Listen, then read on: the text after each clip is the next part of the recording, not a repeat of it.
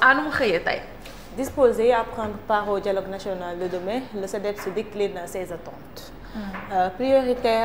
Propriétaire de l'immeuble qui s'est effondré à Touba et ayant fait 11 morts, Mbaye Sarr brise le silence. Voilà. Moom mooy le directeur wala le PDG de Sénécartour.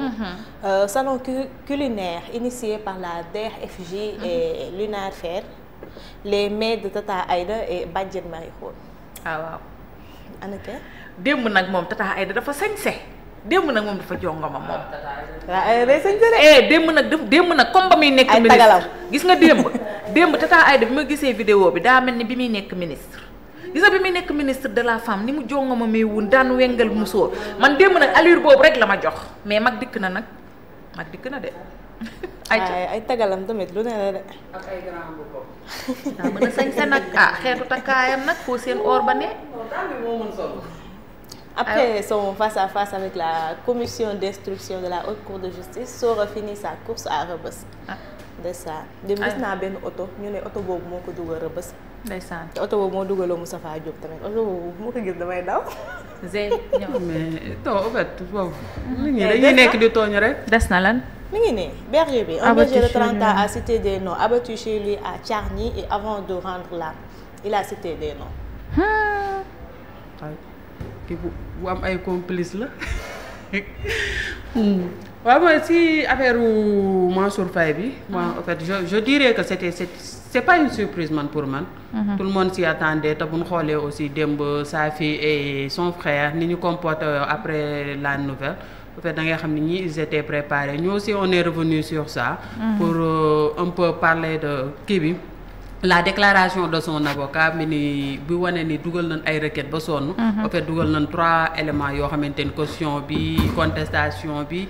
ak exception d'inconstitutionnalité mais malheureusement yépp la ñu rejeté. daal di préférer un mandat de dépôt. Y a aussi le salon culinaire qui Tata Aïda Mbodj avec Badjan Marie Khone. démb ñëpp xam na ni démb la woon salon bi léegi la DER moom moo ko organisé woon léegi Aïda Mbodj en a profité un peu pour faire l'état des lieux par rapport ak li nga xamante ni moom lañ réalisé boobu ak léegi mu toll si 6000 entrepreneurs yoo xamante ni jot nañ leen jàppale mu nekk si financement à hauteur de 2,8 milliards. waaw elle est aussi revenue avec mu ni kii bi expliqué nañ aussi ñu ni ñoom salon bi tey wane na ni ñoom ils n'ont plus rien à envier aux tables du monde au fait que fépp pour mënte amatuñu dara loo xamante ni ñu ngi koy envier ci yeneen dëkk yi ni ñuy doxalee. xaw noonu laa ko mën a expliquer solo sama wolof moom mooy loolu xanaa ko ma disi jàpp par nous sommes aussi revenus sur l'affaire de l'immeuble qui s'est effondré à Touba faisant 11 morts xam nga ñëpp ñu ngi doon citer le PDG de Sénécartour hier moom toog na daal di recevoir quelques organes de presse pour expliquer leen un peu li nga xamante ni moom moo am ndax ñu bëri ñu ngi doon wax nekk naa na qualité produit yi nga xam kii matériel bi ñu utiliser boobu daan qualité bi dafa des am na ku ma si déggoon sax mu naan même béton bi boo xoolee béton bi baaxul affaire yooyu noonu. moom il a un peu expliqué que ni moom moo joxe marché bi si entrepreneur bi. te entrepreneur bi xëyul suba rek daal di ko jox mais dafa seetlu lu bari yi nga xamante ni liggéey na ko si biir Sénégal surtout entre Dakar et Touba. dem ba cité si complexe Cheikh Ahmadou Bamba bi nekk Touba mu ni yooyu noonu yëpp waa ji daf si liggéey. mu gis liggéeyam dafa rafet. loolu moo tax mu daal di koy jël te neen tout ce qui est matériel moom moo ko jëm jëndal boppam. mu ni waa ji daf ni ko carrément yow da ngay def bu yëf yi jeexee rek nga daal di may def wala buy waaj a jeex nga wax ma man dinaa passer commande yi wane na aussi mu ni amee na ay preuve am et tout. mu ni matériel yi ñu jël yëpp c'est de la qualité. il a un peu expliqué ndax xam nga moom tam ñu bari ñi ngi ko doon nekk di ko pointer du doigt waa di ko pointer du doigt nekk naan matériel yi ñu jënd baaxul affaire il a un peu expliqué sur ça ba pare il a donné sa version des faits mu ni affaire yi ndogalu yàlla la dafa waroon am li ko si gën a metti nag mooy bakkan yi nga xamante ni jot nañ si rot waaw mu ni moom loolu moo ko gën a metti loolu waaw mu ni moom booba tey dafa am problème mu nelaw il y a aussi le dialogue bi nga xamante ni suba la war a commencer ñu bëri ñi ngi daal di jël prévoir nañ seen yoo xam bi leen joxee TDR ñoom ñëpp am nañ ay contributions institution yoo xam ni def nañ ko. CDEPS moom tamit nee na fas yéenewul dem les mains vides moom buy dem aussi secteur bi mu nekk moo ko tax a jóg. muy le monde des médias yenn problème ñuy di jànkonteel ak yooyu noonu moom daal neen bu demee foofu genre yooyu lay daal di fas yéene yóbbu mais dans tous les cas demain inchallah ils seront de la rencontre ils feront partie de la rencontre. C'est ça à quelle heure, Omar? Est-ce que à partir de 9h demain À partir de 9h. C'est à 9h. mais le président n'est pas là de. Hmm? président nekkul Guinée-Bissau. mais est-ce que du ñëw. Est-ce que du ñëw? dina ñëw. waaw man barki démb romb naa pale ba drapeau baa ngi ca kaw de. non démb la dem démb. même bu demee démb mën na ñëw tey. mën na ñëw ci tey page waaw. président. mën na ñëw tey. mën na ñëw ba tey. ci guddi samedi gi samedi romb naa buntu pale mais kii ba. c'est demain hein. Drapeau baa ngi ca kaw. on y sera quoi. Ah? on a été Ku may nuyu? invité. yow mbaa am ngeen. président. lu ma defal fu ma demal. dina fa dem. Thierno Marie. man mari xoon mii laay nuyu civilisé dëgg nag ay ñu dem si Ñu dem. kii beneen yéene kaay waaye yow jabaru premier ministre bi muy dugg si ci salon Khadija. bi ñu dar ko comme première dame ni ñu daree première dame. première dame la woon Ah. tamit mooy première dame bu primature. ah Kan la? fii Sénégal la jabaru femme du premier ministre yi premier daan nañ leen génne Khadija. ñi waaw ndax daan nañ leen génnee ñuy. jabaru premier ministre yi daan nañ génn di dem si salon yeeg ñu leen di invité ci Ah mais bien sûr. mais war nañ mën a dem. c'est aussi c'est chose noble parce que elle est engagée sur la protection des filles ak l'éducation et le maintien des filles à l'école. Man Au-delà de ça, on ne peut pas parler de salon culinaire ku ni salon culinaire daal di ni jigéen. Jigéen. munoo tudd fii aussi au Sénégal jigéen yi nga xamante Wax ma moo fi jabaru nekk benn sans premier pour ministre autant- boo daan gis. non xam nga bii mooy première édition salon culinaire. Sénégal defaguñu ko woon ñu ngi koy soog a def. pour salon bii nii bu fekkente ni. fii pour ay salon yàgg na fi am de ay foire salon culinaire. culinaire laa wax c'est la première édition muy fii nii. te on ne peut pas parler de aussi salon culinaire sans parler de femme quand on parle de salon culinaire on parle de la femme te on ne peut pas parler aussi de la femme en écartant la première dame ou bien la femme du premier ministre ñoom ñoo fi les premières autorités même la femme du président de l'Assemblée nationale. Ajaratu Khady Kébé démb de motaar yee ko dar ah Khady Kébé Kébé waaw mooy parce que elle partageait la même voiture soxna que premier Maliko. ministre bi. moo tax waaw gis naa ko. Non, non, c'est- waa c'est- kii ñoo ko dugal nu mu tudd benn page. bu may mais gis TikTok au-delà de excellent ça mais les autorités que ça soit le président le premier ministre les ministres ñoom ñëpp dañuy am ñoo xamante ne dañ leen di garder bu ñu leen di garder ce n'est pas seulement la ay man personne mais waxee ma foofu aussi sëy na bu muy waxee ma foofu waxuma foofu ngay waxee de mais dama ni pour expliquer Damaa ñi nga laaj rek. xamante ni ñi nga xamante ni dañ leen di damaa laaj garder rek ñoom. Sénégal ba fii ma xam Non, non, Sénégal moom tey xam nga- musuma xam nga yow- gis xam jabaru nga- premier ministre bu dugg ci kii yeeg ñu leen ay waaw waaw jabaru waaw Amadou Ba da ngaa mën waaw a gis waaw photo jabaru Amadou c'est que Ba. Fatima aussi lu mu lay wax mooy. waaw mooy Macky c'est Sall avec mi nekk waaw. premier ministre dañoo xamoon Marème Faye Sall ñun ñii waaw waaw man foofu laay waxee. moom fa lay waxee quoi c'est avec ce régime là. oui ma yéen déggu leen li may wax de yow da nga ni loolu nga wax comprendre naa ko man la c'est la première fois ñun tam ñu am salon culinaire. lu tax mu compliqué Seynabou. déedéet compliqué wul de li mu la expliqué nii déedéet, ak leer. c'est man premier salon culinaire bi waxuma ko. waaw kay xoolal ñun ñii ñëpp daf ñoo concerné ñun ñii ñëpp sénégalaise lambda beeg ñun ñëpp daf ñu concerné salon culinaire mais man waxee ma foofu dama ni ci mbir yi dans les affaires internes et cetera. mais moom lu mu ñun feeñ daawuñu gis. mais moom lu mu feeñ sax bari. jabaru premier ministre kañ la yuy feeñ? génn. Xam man nga kañ loolu la- laa wax amoo kañ la feeñ? ak salon bi. man léegi yow Bien loolu avant, c'est que salon yow bi yaa bien comprendre li ma lay wax Fatima au fait man li ma ko gis mu sorti mu génn. benn bi c'était bi muy engagé wu par rapport ak l'enseignement kii bi le maintien des Le filles maintien à des filles à l'école. l'école. waaw si politique boobu non dama lay expliquer si li nga xam moom laa gis dama ne la man si côté boobu laa ko gis bu ko weesoo si salon culinaire bi man laa ko gis personnellement je sais pas nag ndax mis à yeneen part te loolu bi ba Diomaye doon jël fële nu mu tudd. doon jël service fële ci la feeñoon. waaw man bu weesoo ñaari activités yi tam j'ai vu que dafa engagé aussi affaire éducation des filles boobu ça se comprend pour salon culinaire c'est une première édition en fait je me dis aussi que ça se comprend. man je dis non non pas- c'est je c'est parle pas de waaw waaw xam nga compréhension Je parle de- mooy xam voilà. nga maanaam kii elle fait juste un remarque pour dire que Voilà.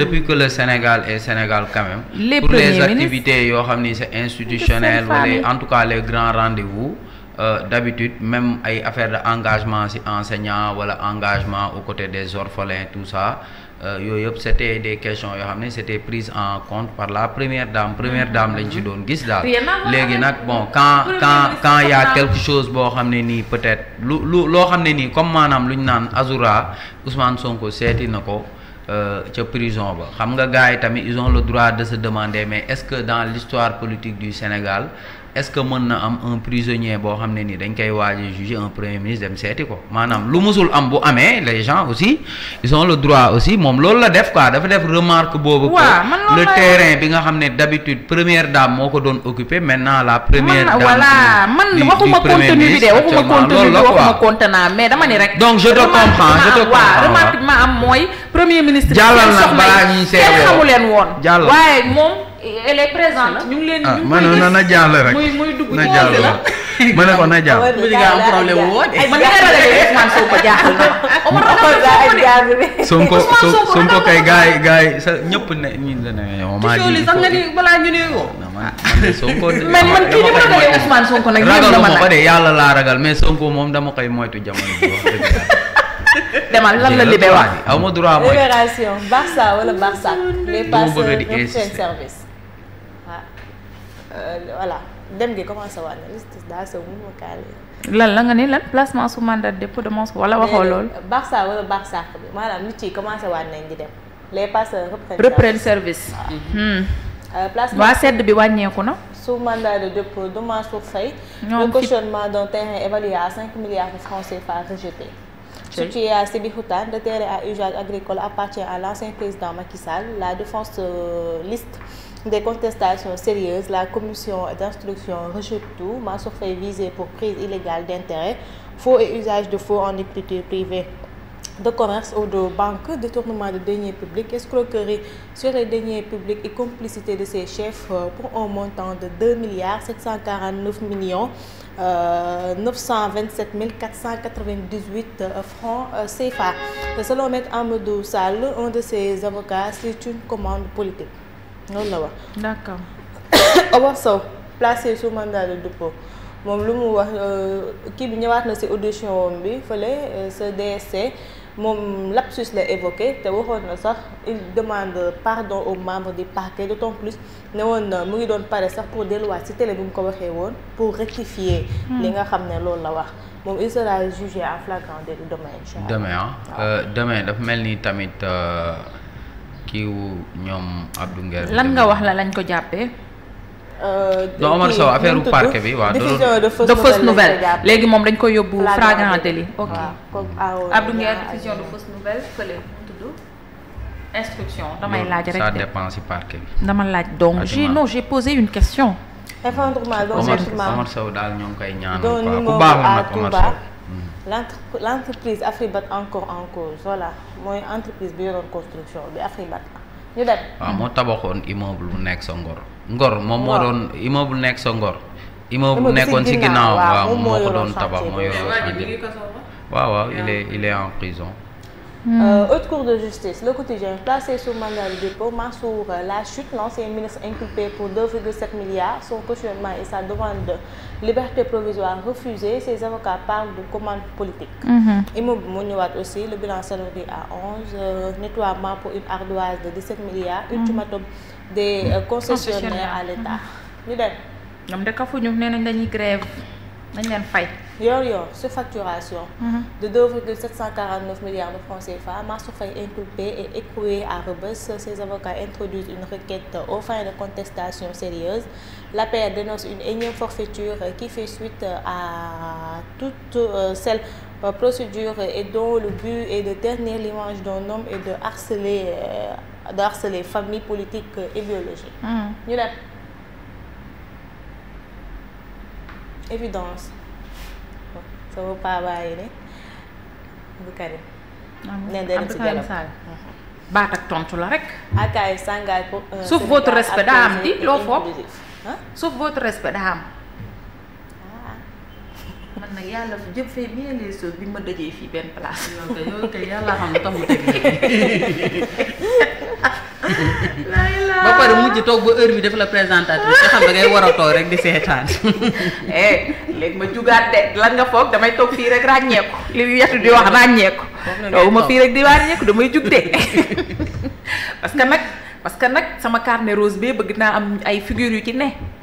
yoo xam ne foog ma laaj leen ay dëgg. demal Mansour Faye conteste les accusations et demande sa liberté provisoire. Dialogue national œil numérique par Modou Fall. Le bulletin unique est pertinent pour le système électoral sénégalais. Le grand entre dans l'arène, une voix citoyenne au cœur du dialogue national kii yow kan la ñu dem. Walf Quotidien ñëwaat na sur les concertations nationales, ces dialogues salvateurs, crise politique de 1962, sécheresse 1970, crise sociale, politique, économique de 1968, code électoral consensuel Kéba Mbaye. Mansour, comment le juge a tordu la main à Mansour Faye, menace d'un mandat d'amener, offre de cautionnement, rejeté, ces perfusions interrompues, la défense dénonce une commande politique. Sécurité et stabilité à la Guinée-Bissau, ce que Diomaye a promis à Embalo. Effondrement bi quand l'État aligne des mesures inopérantes. L'Observateur enquête sur stupeur, Nefertiti Sow, la tournure judiciaire d'une bataille cathodique aux conséquences présumées explosives. Mu bàyyi na Maro di dem fële. Placé hier sous mandat de dépôt, Mansour Faye, grosse révélation sur sa caution rejetée, la pression familiale, le domaine agricole. Macky Sall estimé à plusieurs milliards, les contestations sérieuses de la défense plongées au cœur de l'audience de comparution de l'ancien ministre. Association de malfaiteurs, Marème Nar arrêtée pour vol commis la nuit. La fervente supportrice du lutteur Prince est accusée avec 2 de ses amis d'avoir dérobé la moto policier. Yàlla baax na. xanaa xamuñu woon ni moto policier la. xame woo. Marème Nar mii ma xam ko moo xamoon ci ko man moo tax dama laajte kan mooy prince yéen moom moo tax nit ñi xam prince. yaa tam ko nitu milieu nga de. Man nitu milieu laa jërëjëf sa yaay nga wax loolu yàlla baax na. xam nga man loolu nitu milieu ko. maa ngi liiraat affaire pour jéem xool ndax naa ci comprendre. TikTok de laa ko xamee Marème Nar mii mooy supporteru prince mbër la. yàlla xam prince sax xamuma di ko gis muy supporter ba xër ba kii ma laajte yéen kan mooy prince ñu ni ma mbër mu am kii la bu commencé di yéeg. waa kii la mbër yu ndaw yor. waaw mais mbër bu commencé di yéeg la quoi il commence à faire ses preuves. Voilà loolu de laa ci xam ne nag Marème Nar mii si combat am day xëm ak di rey boppam ak. toj ay mbaar yi waaw di toj ay kii di def ay affaire yooyu seen affaire yooyu. ñuy def ci làmb gi zembere yooyu waaw. moom jigéen day dem làmb di def yooyu. laay la kii bu teelu woon am jëkkër ñàkk naa ko bu yàgg. yow mi yaay ko ne pale yaa bi. Heureusement bi ma la teelee maye. demal demal. Entretien avec Maître Moussa Bocar Thiam, ancien ministre, lu wax mooy l'emprisonnement de Farba est un désastre pour le Fouta. billaay dëgg la jeudi kenn mënatul dugg ci kaso bi ndax waa Fouta yi ñoom ñëpp dañuy ñëw di seet si Farba ndeysaan. waaw jeudi. Le peuple verra mais tribunal la ñuy tere ko def foofu direct comme Sibiti noonu. waaw Sibiti. lu la dal demal. non hors du tribunal non mooy comme foofu ñuy taxaw. waaw Rëbës la wax de. Rëbës la wax. Rëbës la xool tribunal kii tribunal Rëbës laa bëgg a wax. Sibiti laa Sibiti. Rëbës bu la séenee seen radar yi xaw ma ba ñaata kilomètre baroo faatu ma ni def naa fa benn bande annonce en face kii bi en face jeudi Farba yi laa bëggoon ñu mooy en face mooy foofu bi ñu koy doon defar doon naa defar benn bande annonce pour benn émission bu ma waroon tourner bi ma ñëwee teg samay caméra commencé di tourner ñoom ñoo ma fa fekk ni ma laal la fekkee dañ naa la dindi ni ma laal te j'étais face à la mer ñun ma laal wala boog mën nga filmer mais extrémité Rëbës yi bu mu même image yi ngay gis bi Sonko di dugg Rëbës ak bi ñuy jël bu bugaan bi la woon ak yu boobu bi muy seeti Azura la kii di wax bi muy seeti Azura amuñu image yi de comme image bi ñu dugal non image boobu noonu Sébi Xotaan la woon te dafa yàgg après non du image bu ok mooy vendredi bu mu jullee ba pare après dem seeti. ok d'habitude bu may gis yooyu noonu même bu ñuy jël ay image côté boobu je vois que ay da ngay rendre compte ni ay image yoo xamante ne dañ ko sàcc en tout cas gis naa si benn article bu intéressant si par rapport ak image de presse parce que gars yi xam nga li ngay wax noonu xam nga ne image boobu image bu yàgg la xam nga presse bi tamit journal yu bëri dañ dem ba fonkootuñu maanaam image de presse maanaam nga war a dem si benn rencontre nga war a yóbbu photographe mais gars yi ci net bi rek la ñuy dugg xool benn image kii alors que xam nga yow yaa ngi naan image boobu image bu yàgg la ndekete te ñu bëri buñ ko gisee dañ yaakaar image bu bees la même rassemblement bu amoon au niveau de Ngor contre l'homosexualité gars yi ñoo ngi doon wax loolu parce que dafa am média yoo xam dañ ci imaginer ay image yu yàgg illustré ko kii bu bees te alors que loolu bon c'est condamnable parce que presse dafa war a am photographe dafa war a am photographe. aywa demal. Effondrement de l'immeuble de Touba, les premiers éléments de l'enquête. Le maître d'œuvre P-Fall déjà incarcéré à Rebeuss dans l'affaire de l'effondrement de Ngor sera extrait pour être entendu dans le cadre de cette nouvelle tragédie qui a fait 11 morts et 7 blessés. Face à l'ampleur des ramifications provoquées par la chaîne complexe de sous-traitance ayant entouré la construction du bâtiment, la police accélère les auditions. Le commissariat spécial de Touba ainsi que celui de Ndamatou a été mobilisé pour auditionner l'ensemble des personnes impliquées. Des soupçons de négligence grave ont d'or et déjà été mis en lumière par les premières auditions. Les révélations de Serigne Mbaye Sarr, Sénécartour, propriétaire de l'immeuble effondré. ñu dem.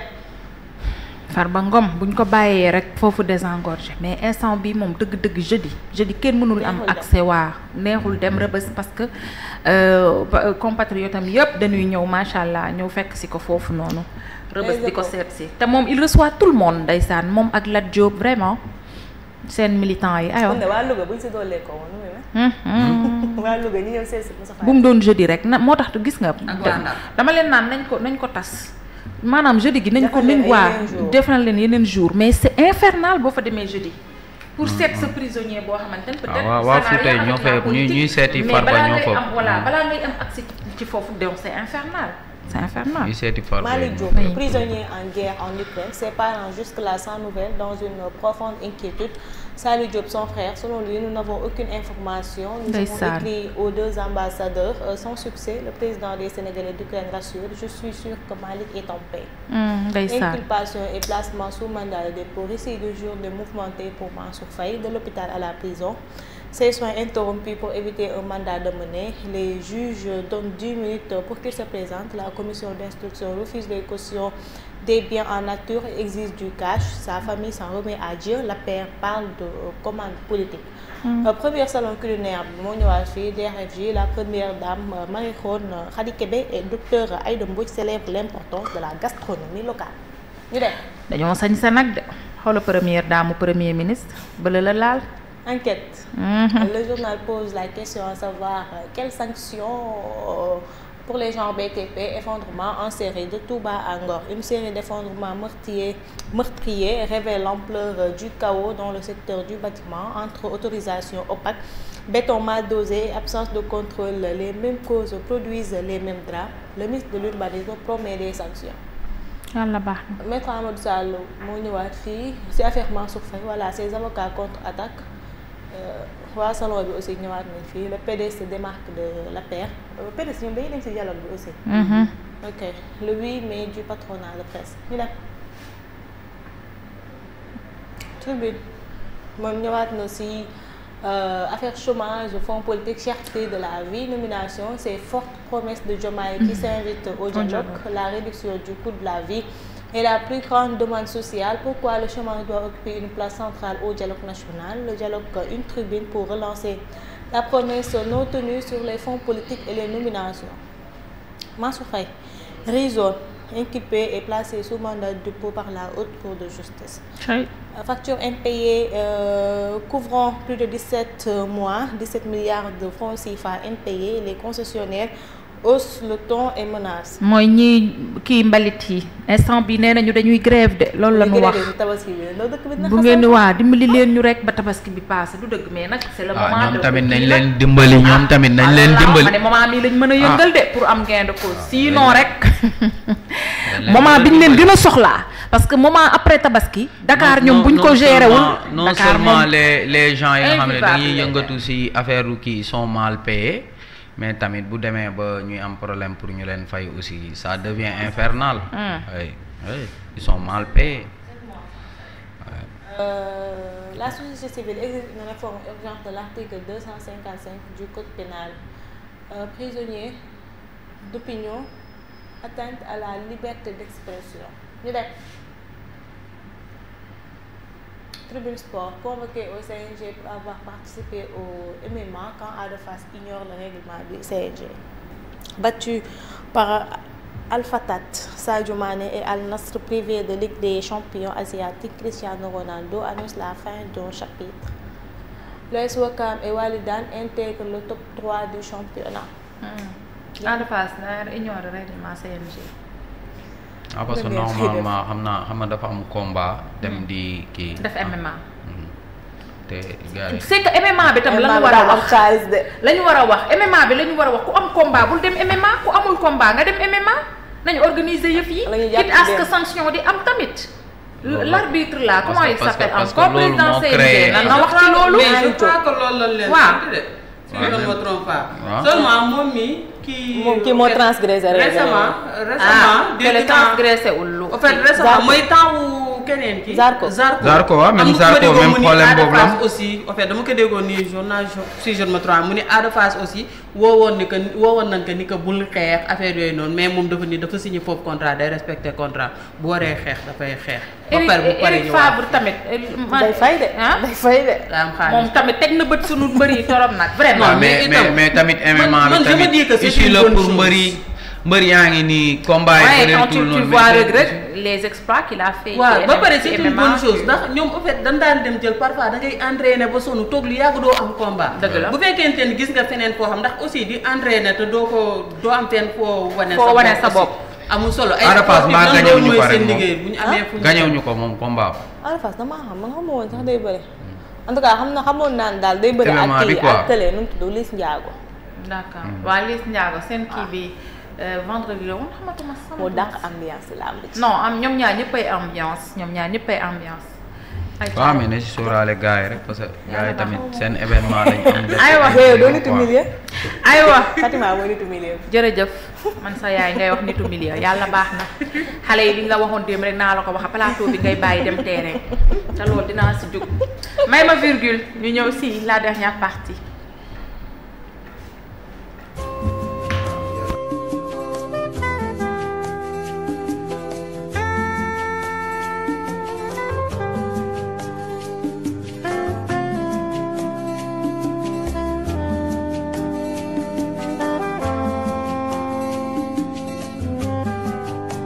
Usago lela tungangu falangon nyei fan